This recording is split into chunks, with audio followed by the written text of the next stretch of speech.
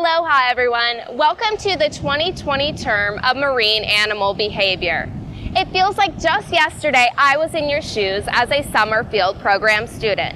And let me tell you, it was the most amazing summer of my life. Now, I realize that this summer is going to be a little bit different because we're not able to meet in person and do all of our usual amazing field trips. However, I plan to try my absolute best to make it a great learning experience through fun online activities and some really cool virtual experiments. Unfortunately, now it is time to leave this beautiful view and head back to our virtual classroom, where we will learn more about the details for this lecture and lab course. See you there!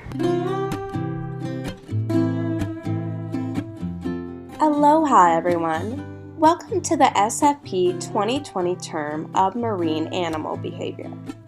This is me, Dr. Schweiss, and believe it or not, I was once upon a time a summer field program student just like you, and it was without a doubt the best summer of my life. While we may not be able to see each other in person every day and do all the usual fun hands-on activities and field trips that are part of this course, I just so happen to live in a place that is any marine biologist's dream: Hawaii.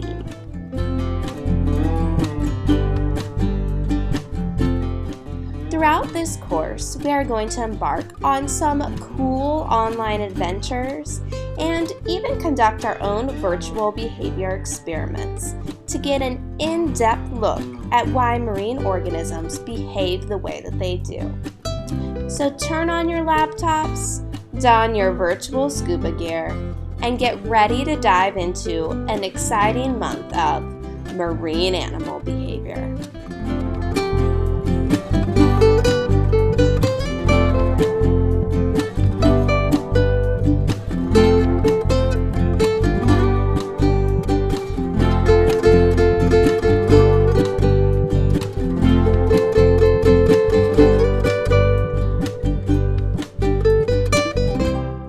Aloha everyone, welcome to the 2020 term of marine animal behavior.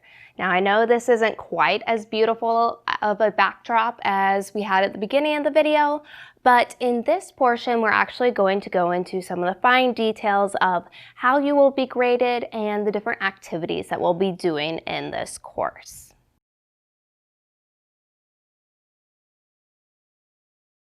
On Canvas, if you go to the discussion tab on the lecture page, you will find an icebreaker discussion.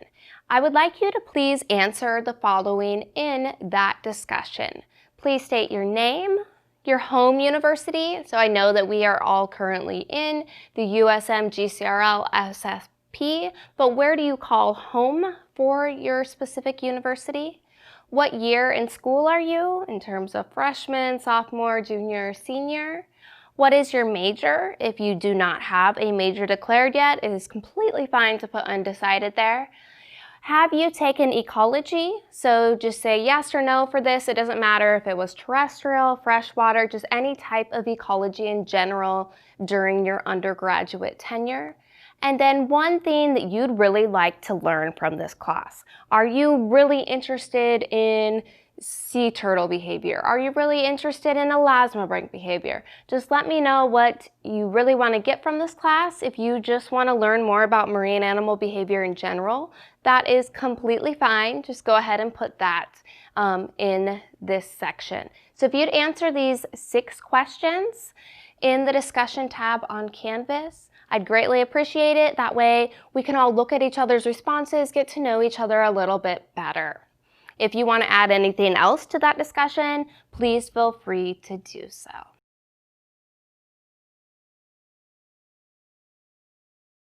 A little about me. I am Dr. Schweiss, and I am going to be your instructor, obviously, for marine animal behavior during this month. For my dissertation work, I completed numerous manipulative laboratory experiments where I looked at predator-prey interactions, trait-mediated indirect interactions, which are often called TMIIs, habitat complexity, and some predator-prey choice experiments. So that's kind of what my background in animal behavior is, as well as I also did an undergraduate research project looking at orca echolocation and trying to kind of categorize that into different phenograms based on what pod they were in. So as I mentioned in the first intro part, once upon a time, I'm not going to tell you the year and date myself, but I was a student in the GCRL summer field program as well.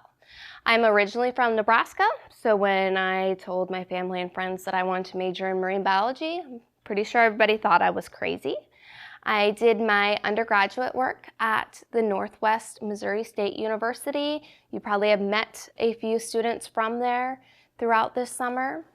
I completed my PhD work actually at USM GCRL in the benthic ecology lab working with oysters. And it focused on, kind of had 3 different parts for my PhD work. One chapter was modeling, individual-based modeling to be specific. The second part was field work, where we actually monitored artificial and historic reefs. And then that last part is kind of where I get my basis in animal behavior, where I did a lot of manipulative lab experiments looking at all the predator and prey on oyster reefs. So this way you know at least a little bit about me and how I have a background in marine animal behavior.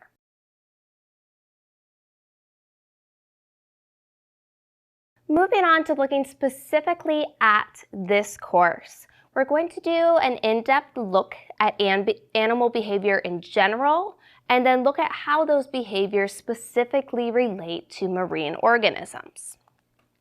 We'll look at the natural history and the behaviors of marine fishes and invertebrates, and then also look at the physiological and ecological aspects of behavior. You are not required to purchase any textbooks for this course. If you actually go into Google and type in marine animal behavior textbook, you're probably not going to find anything, because there really is not a textbook that goes over all the various marine animal behaviors. There will be some specifically for marine mammals. You'll see some specifically for coral reef fish, one specifically for various invertebrates, but there is no real comprehensive textbook that encompasses everything that I like to cover in this course. So I take things from various textbooks as well as supplemental readings. I am more than happy to share the names of various textbooks that I use with you if you're interested. Just shoot me an email and I will let you know those. And I also will always post supplemental readings on Canvas for you so that you can read those peer-reviewed articles in depth if it's a topic that you're specifically interested in.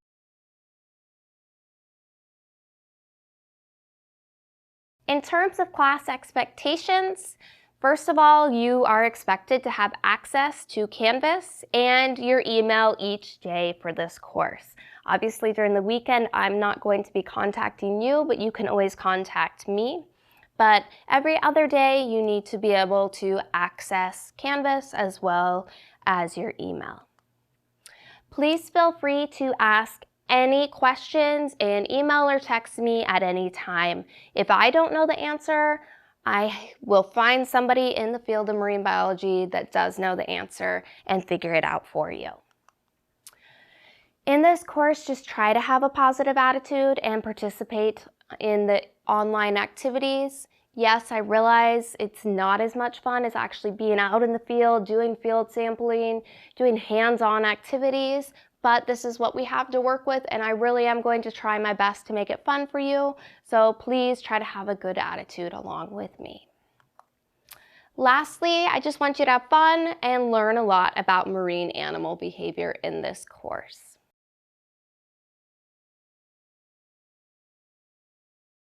I placed here the USM Academic Honesty Statement. It is also in your syllabus. If you have any questions about it, more specifically, there's a website that you can go to learn more.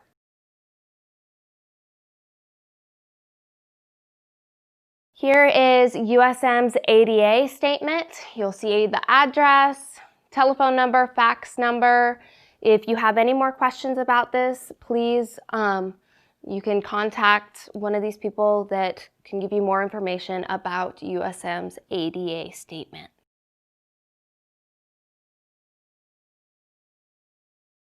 Now we're going to move on to what I'm sure most of you are looking most forward to in terms of this intro lecture, just kind of learning what we'll be doing in this course and how you're going to be graded. First, we're going to look at the lecture portion, and then we'll move on to looking at the lab portion. One thing I want to say up front, because I think it might cause some confusion otherwise, is that on Canvas, you have two separate course shells. You have the one for the lecture portion and one for the lab portion. So everything having to do with lecture, you will find in the lecture portion of that Canvas course shell. Everything having to do with lab is in the lab one. So make sure you have access to both of those, and let me know if for some reason you don't. Let me know right away if you don't have access to Canvas, although if you're watching this lecture, I'm assuming you have access to it. Otherwise, it would have been hard to find this link. Lecture itself is 3 credit hours. We will be doing lecture asynchronously, meaning I don't expect you to actually be present for the lectures. Lecture is usually at 8:30 if we were meeting on campus. That is 3:30 my time here in Hawaii, so I don't think you want to see me at 3:30 in the morning. So I will be pre-recording the lectures in a video format that is placed on YouTube. You have access to the video link, and then you're given notes in PDF format on Canvas. Grading for lecture is 500 points total. We will be going through each one of these categories in more depth in the following slides. It'll consist of homework assignments for 30% of your grade, midterm exam is 20%, final exam is 20%, the literature review is 20%, and your presentation is 10%. So that all point-wise adds up to 500 points total. Like I said, now we're going to go into more detail for each one of these categories.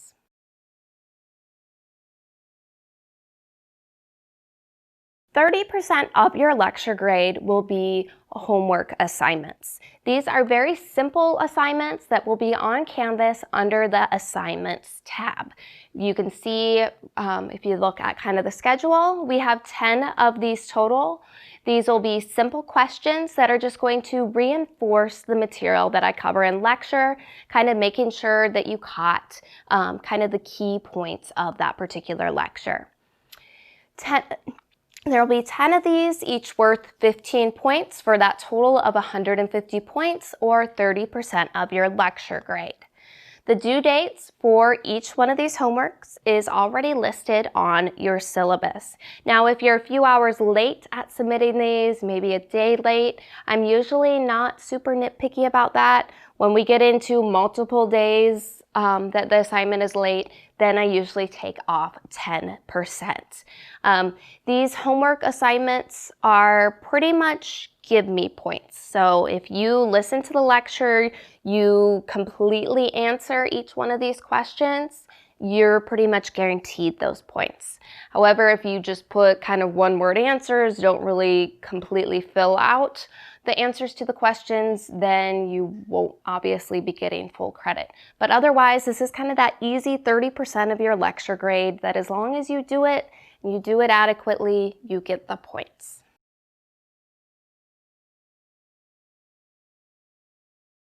In terms of the exams, you can see from the schedule that our midterm will be on July 16th, and then our final will be on July 31st.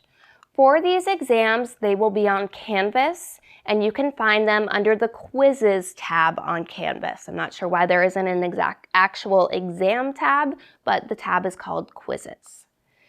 The exams are going to be timed. The reason for this is I don't want you to have a bunch of time to be looking up the answers and cheating. You should be doing these without looking at notes, without looking at the internet. And instead of making you pay to use USM's Examity kind of software where they virtually monitor your computer to make sure you aren't looking on other websites, and then they charge you a fee for that. I really don't think that's fair to you to be charged that fee, so I do not actually participate in that. Instead, I make the exams timed, and I give you a specific time window to take the exam to try to minimize cheating. So you will see that these exams consist mostly of multiple choice, fill in the blank, short answer questions. And as I mentioned, you'll be timed and they must be taken from 1 p.m. to 5 p.m. Central Standard Time on the specific exam day. You know ahead of time these exam days, so if possible, try to work out work, childcare, other specific schedules that you might need to rearrange ahead of time. If you absolutely are unable to take the exam during this time period, that's okay. Let me know ahead of time and I will rework that time schedule for you specifically.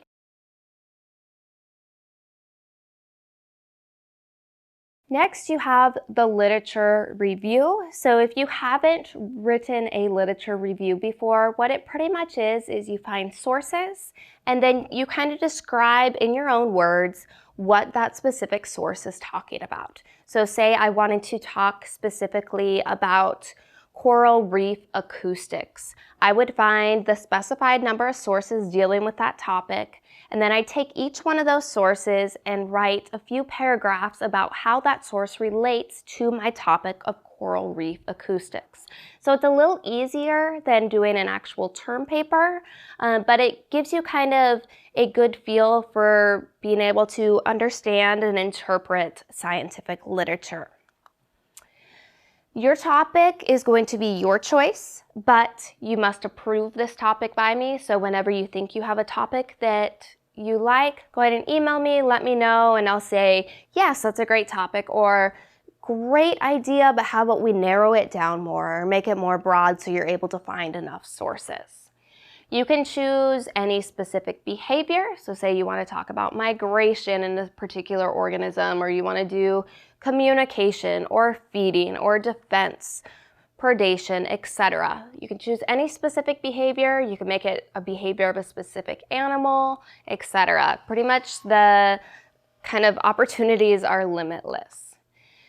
You need a minimum of 3 peer-reviewed sources, so you are going to choose a minimum of 3 journal articles. You'll put the citation for that journal article, and then you'll give me a summary of that journal article and how it relates to the animal behavior that you are talking about. These are due on the 24th of July, as listed in the syllabus, by 11:59 Central Standard Time. So I will make an assignment tab on, or an assignment file under the assignments tab on Canvas that you can turn it in through that, or you can just email me your literature review as well. The format of this is going to be, you're going to summarize each one of the 3 articles. You'll have a compare and contrast to the various articles. So say those different articles talked about different studies. How did they relate to one another? How were they a little bit different? Then you're going to give your opinion of each one of the articles. So is there one of those studies that you thought was more scientifically well-based, or was there one that you thought, I don't know if this study really did a good job of addressing the hypothesis? So you're going to put your opinion in there as well as to what you thought about the various articles. And there is a rubric online as well as a previous example of a literature review. So you'll have that example to go off of, you'll have the grading rubric to know exactly how you are graded, and you have your specific guidelines of 3 peer-reviewed sources. I don't put a length on this. I mean, obviously, if it's 1 page, we have a problem. I would expect, around 3 pages minimum double-spaced. Usually these range from about 3 to 5 pages double-spaced. Again, if you go over that though, that's completely fine. I would rather you be more in depth than try to keep it short to reach a specific page length.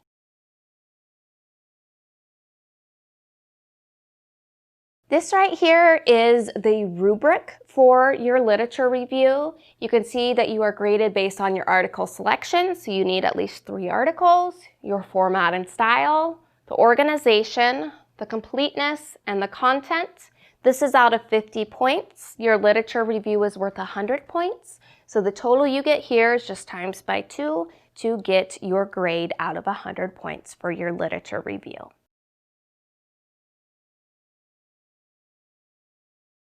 For the supplemental reading presentation, here you're going to choose one of the 3 articles that you chose for your literature review. So it's not like you have to go out and find another new article. It's already one that you chose from your literature review, and you're actually going to make a presentation detailing what is in this specific peer-reviewed article. You're going to create approximately a 10-minute PowerPoint presentation, so that's going to equal about 10 to 15 slides that's going to summarize the paper. You can give narration on PowerPoint. You just record the narration and then people click on the little speaker button to listen to your narration. It's preferred that you do this because it's better practice in terms of giving a presentation, but I do not require that you do the narration. The presentation will be emailed to me in PDF or PowerPoint formats by the 27th of July at 11:59 p.m. Central Standard Time, and then I'm going to post these to Canvas for everyone to view because you have 2 days set aside for lecture where you actually watch or listen to these various PowerPoints, and then they are fair game for exam material on your final exam. To give you an idea of the format, you'll have a title slide that will list the name of your article. Then you'll have a couple introduction slides that go along with the introduction portion of the paper. Then a couple of method slides where you explain the methods that were done, goes along with the methods portion of the paper. Then you'll have the results section where you'll put a couple of the figures from that paper and explain what they're showing. And then you'll have the discussion portion and your conclusion portion. And I again will provide a previous example of this and a grading rubric.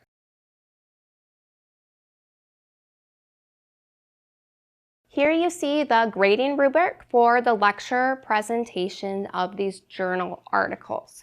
You'll be graded on putting appropriate details, statement of context or relevance in the field of animal behavior. So how does this article that you chose relate to animal behavior? Your evaluation of the study, overall organization, clarity of your explanations, use of terminology. If you're using a term that you yourself had to look up, make sure you're defining it for the rest of the class. Style and delivery, this is more so going to be in terms of either your narration if you include it, or if you don't, kind of just how the slides are following one another. Is it well organized? Does it flow from one slide to the next? And then the use of visual aids. So what do those slides look like? Are they too wordy? Do they not have enough detail, etc.? So this is that rubric for your lecture presentation. And again, on Canvas, I will provide an example of a previous lecture presentation for you to look at and kind of make sure that you're following a similar format.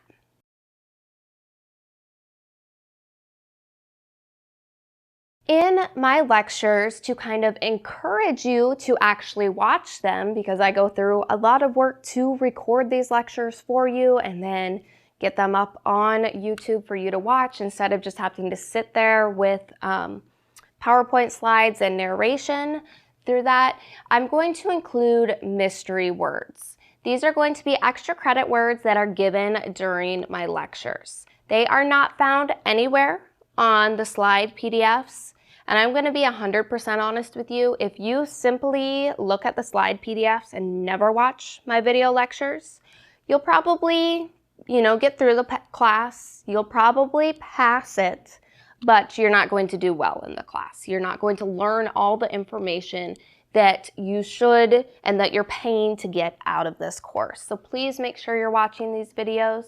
There are 10 total mystery words throughout the entire month for a total of 10 extra credit points, and these will be added to your score on the final exam. So what you'll do is right before the final exam, I'll send out an email saying, hey, please send me your mystery words. So you'll go ahead and do that. And then if, say you only got 5 of them, well, you'll get 5 extra credit points. If you get all 10, you'll get the 10 extra credit points.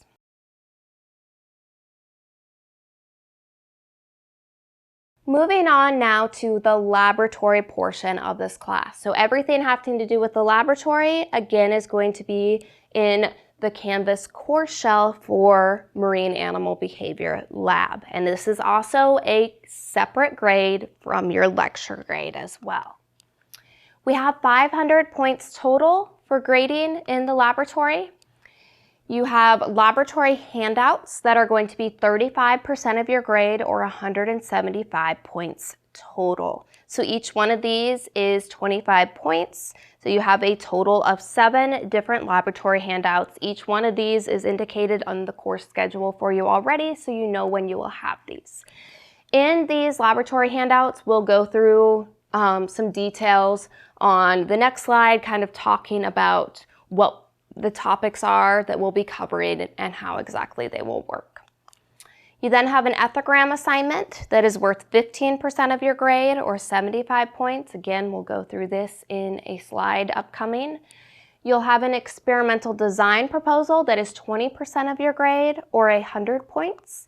And then you have your experiment paper that's due at the very end of the course that is 30% of your grade, or 150 points total. So just like I did with the lecture material, now I'm going to go through each one of these categories in the upcoming slides so you know kind of what exactly each one of these encompasses.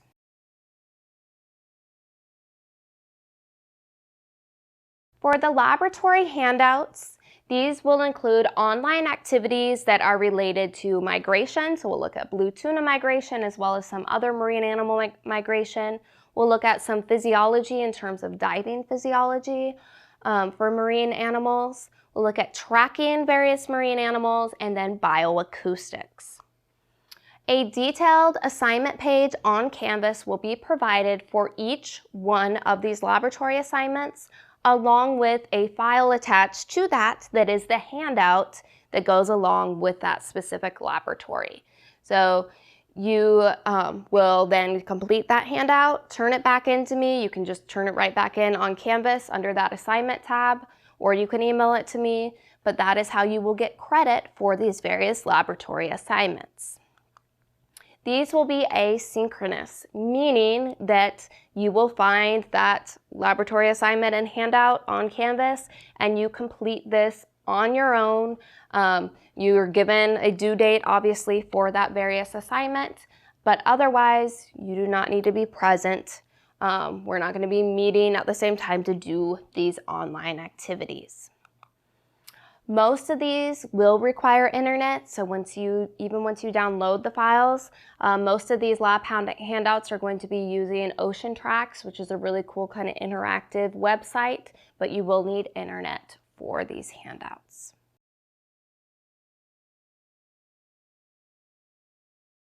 You will also have an ethogram assignment that will be done focusing on bottlenose dolphin behavior.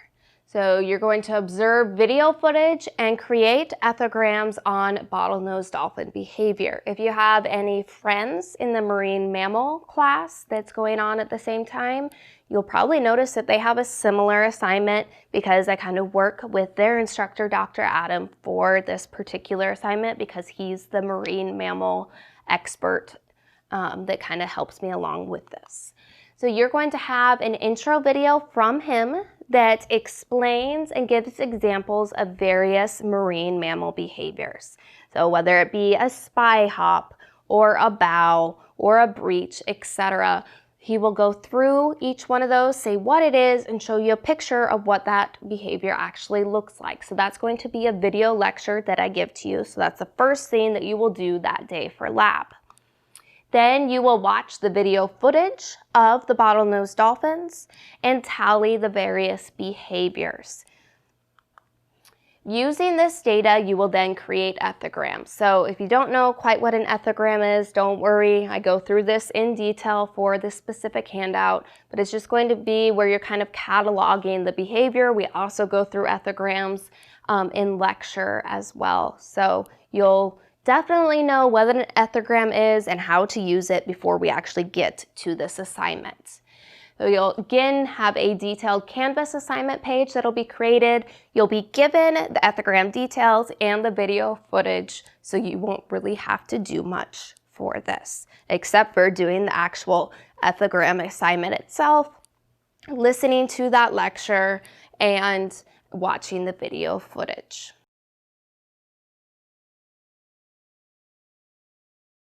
Moving on now to looking at what is obviously the biggest chunk of this course, which is going to be your experimental design proposal and then that experiment paper. So usually what's done is students will get into groups of 2 or 4, and then they will think of some type of marine animal behavior that they want to observe. They come up with that behavior, and then they kind of look at, okay, how can we actually study this? They collect the organisms, they go through writing this proposal to come up with the experimental design, and then we conduct the experiment, and then they analyze the data and write the paper and give a presentation on it. Obviously, this is going to be a little bit different in an online format, but it's something that I still want to do because it gives you a great experience with actually having to come up with an experiment, write a proposal for that experiment, then actually conduct an experiment and analyze the data for that experiment and put it into scientific terminology in a paper. So you can form small groups. I'm not going to require you to work in a group. I would recommend it if it's possible for you to kind of work out your schedules to be in a group with at least one other person. I don't want the groups any more than 4 people per group though, because then it kind of makes it so that people aren't having to do much work at all if the groups are larger than that. Each group is going to brainstorm their own behavioral lab experiment. So I actually have scheduled for kind of next week where we will look at a little bit at experimental design, and then the assignment for that is for you to actually form these groups and come up with what type of experiment you want to do.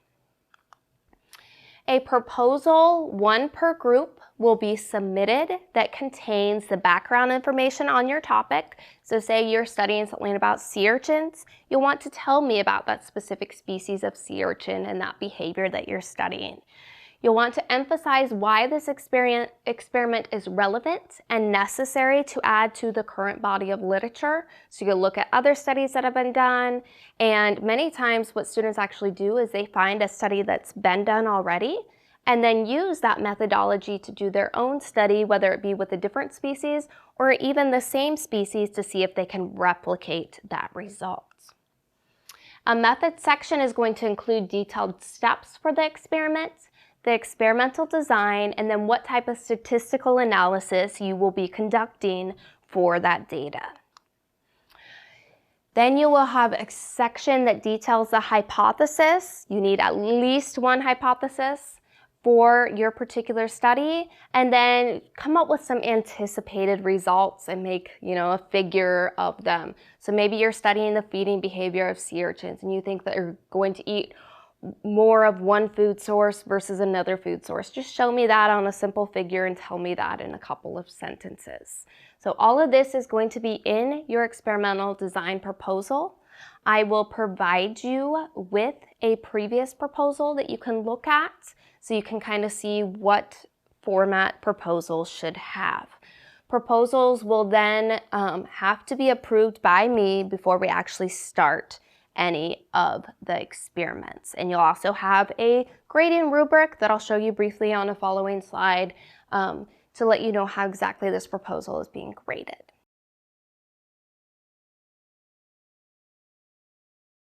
So about at this point, you're thinking, virtual lab experiments, how in the world are we going to do this? I am going to give you one of the following options. So even though this is a marine animal behavior course, If you would like to complete an experiment on an aspect of animal behavior for a non-marine animal that can be found where you live, that is completely acceptable. If that's something that you'd like to do, if you can come up with something for a particular animal, you can do that as long as you're still studying animal behavior. Say you live near the coast and you want to do an experiment on a marine animal that can be easily found near where you live. Maybe you have some type of aquarium in your house and you want to do an experiment in that. That is completely fine too. Another option is that you complete the experiment virtually with me, either in the field or tanks. So you come up with some type of experiment that can utilize a nearshore, easy to find animal in Hawaii. So whether that be hermit crabs or snails or sea urchins, etc. I'll talk more in depth about some of your various options when we go over the experimental design and kind of then break into groups to come up with the various experiments. But you will actually choose one of the 5 days that is set aside for experiments, and you will do this experiment with me through Zoom or FaceTime, whatever kind of platform you and your potential group members decides that you want to use, and we will virtually conduct an experiment where you'll be right there with me, just on a computer screen instead of physically being there. The fourth option that you have for these virtual lab experiments is that you complete an experiment by viewing video footage provided by me. So you come up with an experiment that you really want to do, but maybe your group members can't all meet at the exact same time for the experiment, or maybe it's just hard for you yourself to meet at a specific time for the experiment. I do the experiment for you, film it, and then you will analyze the video footage to get your data and then do the statistical analysis. So these are your 4 various options. I tried to make it as kind of easy as possible for you to do so that even if, say you're working every single day of the week and you just can't get a day off in order to do a virtual experiment, you have other options as well. So you're really interested in a lake organism or a terrestrial organism, you can do that as well for this experiment. It does not have to be a marine animal in this case. So obviously, if you do choose to do this virtual experiment option, you need to choose one of the 5 days that's set aside in the syllabus to be meeting synchronously with me to do this experiment, or we can find another day, even if it's a weekend, we can make it work so that you can virtually meet with me. I also am going to require, I set aside a few days for data analysis. Everybody, regardless of what option you choose, you need to meet with me synchronously to do the data analysis. So I'm going to ask that you have the data, you send it to me, and you try to do the data analysis yourself firsthand. But then we'll kind of go over it to make sure that everything's been done right, or maybe you have questions about that.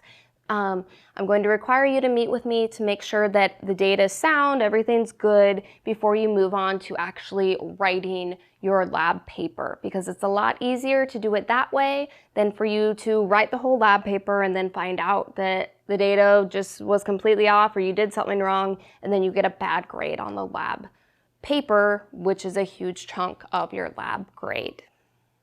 Again, we will be talking more about these experiments next Monday when we kind of cover everything having to do with our lab experiments.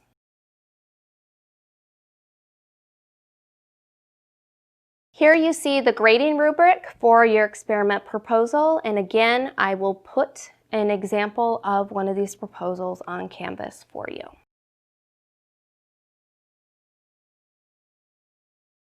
For the experiment paper, this is going to be very much like a journal article will be. You'll have your abstract, introduction, methods portion, results, discussion, and then your literature cited. What's really nice about this though is that you can reuse what you wrote for your proposal and put it in almost verbatim for your experiment paper. So your introduction is going to be pretty much the same in your proposal as it is in your experiment paper. For the methodology, all you're really going to have to do is change the tense of what you did. So in your proposal, you'll say, we will conduct an experiment. And then in the paper, you'd say, we conducted an experiment. So you're just changing the tense from future tense to past tense from the proposal to your experiment paper. Obviously, you'll be writing the results and discussion from scratch. That's not going to be in your proposal. That will just be in the experiment paper. But about half of this experiment paper you'll be able to reuse from your proposal. So it's not like you're starting completely from scratch for this paper. The results must include a statistical analysis of some sort. So whether that's a chi-squared, a t-test, a NOVA, whatever we decide to use for your specific experiment, you will have to have that statistical analysis, and that's why I require you to meet with me so we can go over that statistical analysis and make sure everything is on track for your paper. You must have 3 figures minimum. So these will be, they can range from being bar graphs to being line graphs. You can use pie charts if you want, but I require 3 absolute minimum figures for this paper. You have 3-page minimum. This does not include your title page. It does not include your lit cited, and it does not include your figures. So if your figures, if you put them in your text and they take up 3/4 or half of a page, that doesn't count towards your page minimum.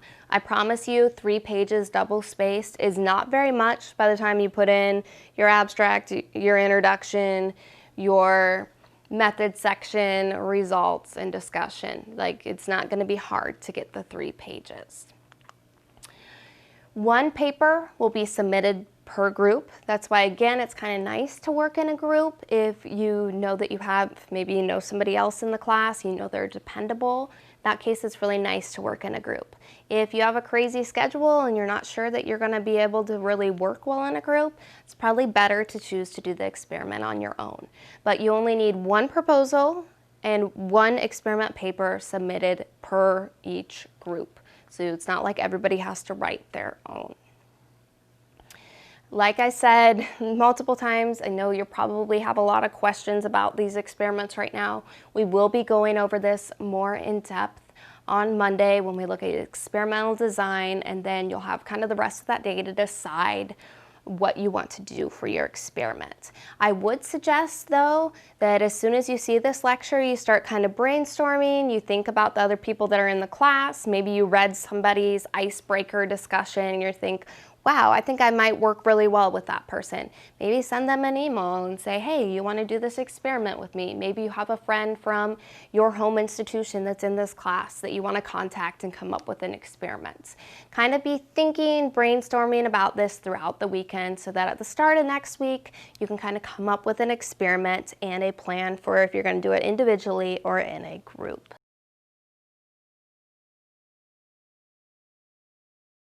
That is about all the information that I have regarding the various portions of both lecture and lab, and then how exactly you're going to be graded.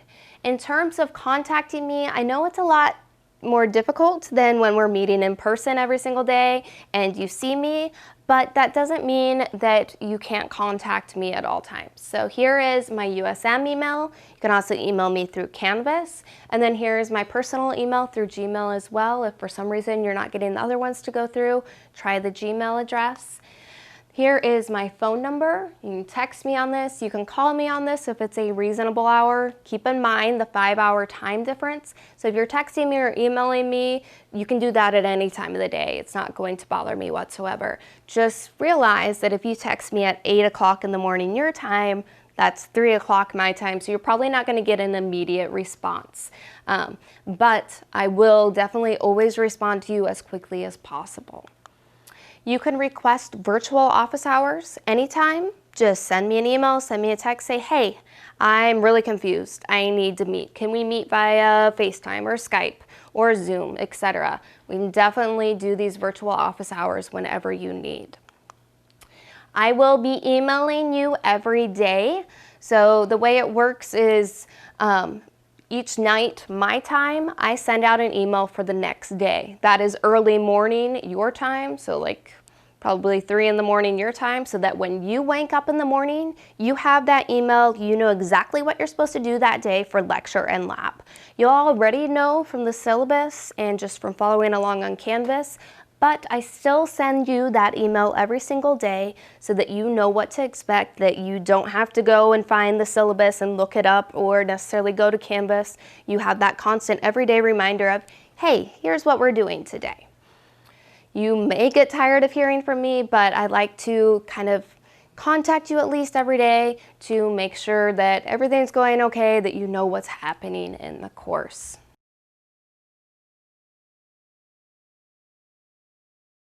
In the syllabus, you see kind of this same schedule that I pasted here. It takes up 2 slides, so this is the first couple of weeks, and then the next slide is going to be the second portion of the course. So you have the date, what we're doing in lecture in this column, what we'll be doing in lab, and then the assignments that are due that day. I always make assignments due by 11:55, 11:59 p.m. Central Standard Time. I stick with the Central Standard Time because that's the time zone that the University of Southern Mississippi is in. Lecture, you'll see the different topics that we're going to cover. So today, obviously, is this introduction to the course. Then we'll move into the science and evolution of animal behavior. We have no class on Friday because of the 4th of July holiday. Then we'll look at social behavior, feeding behavior, protection and defense, mimicry and camouflage, reproduction on the reefs and reproduction beyond the reef. Then we have a review day and your midterm on the 16th. For laboratory, tomorrow we will have a marine animal tracking lab. That's one of your handouts. Then no class on Friday again. Experimental design and experimental choice will take place on Monday. Then you have a bluefin tuna migration lab, a proposal work day where you just specifically have the day to work on the proposals. If you have any questions, you can let me know. We can do virtual office hours to meet and answer any of those as well. Then you'll have a marine animal physiology lab with a handout, another proposal work day. So I give you plenty of time in here to work on the proposals. You then have an elephant seal lab handout. The ethogram activity is right here on the 14th. You have a biological hotspot lab, then work on your ethograms, and then a bioacoustics lab handout. And you can see over here the various assignments due, mostly your lecture homeworks. Everything that's going to be a grade for you is in bold. So lecture 1, 2, 3, 4 homeworks, your experiment proposal is going to be due on the 13th. So that's why you have these 2 proposal work days so that you can get it due by then. You of course need that proposal done before we can move on to planning your experiment, right? Then you have lecture homework 5 and 6, and your ethogram is going to be due on the 16th. In terms of these specific handouts, on Canvas, they're going to be due that day because I'd like you to take advantage of that day to do the assignments. But usually I give you a couple of days to actually turn in that handout before I start taking points off for it being late.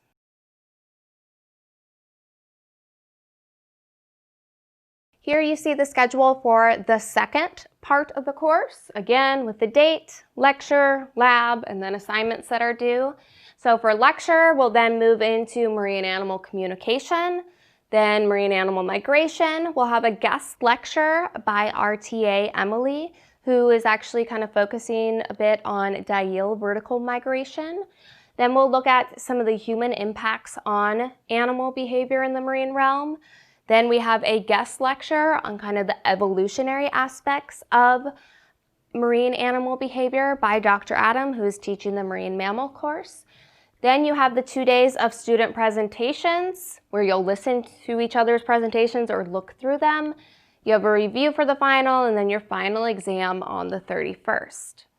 For laboratory, you can see that this whole week, the 20th through the 24th, is designated specifically for experiments. So whether you are doing that experiment at home on a marine or non-marine animal, whether you're doing that virtually with me, or whether you're looking at footage of the experiment that I conduct for you, You have those 5 days to do that particular experiment. It needs to be done during this week sometime unless you make prior arrangements with me. Then you can see there are these 2 days designated for lab analysis from experiments where you'll meet with me and we will go through how you are statistically analyzing your data and make sure everything is sound and ready for you to put into your experiment paper. You then have your final lab activity and handout. You have a day to work on your lab experiment paper, and then that is going to be due kind of at the end of the day on the 31st. You then again have your lecture homeworks due, your literature review is due on the 24th. I make that due kind of a week early so that you get that out of the way and you aren't leaving everything to the very end right down here. And then your last lecture homework and your lab experiment paper. So again, keep in mind, schedules always change. I think the lecture schedule is pretty well set. I'll notify you of any changes. In terms of the lab schedule, I might be moving that around a little bit, especially to accommodate people's schedules if they can't meet on a specific day to do an experiment. In terms of due dates, if I ever change those, I will let you know. I will always make them later. I will never make them sooner than what is listed on here and in your syllabus. Hopefully this gives you guys a better idea of what to expect in this month of marine animal behavior. I hope that you are as excited as I am to learn more about marine animal behavior and have fun in this virtual course with me. I will see you tomorrow for lecture number 1.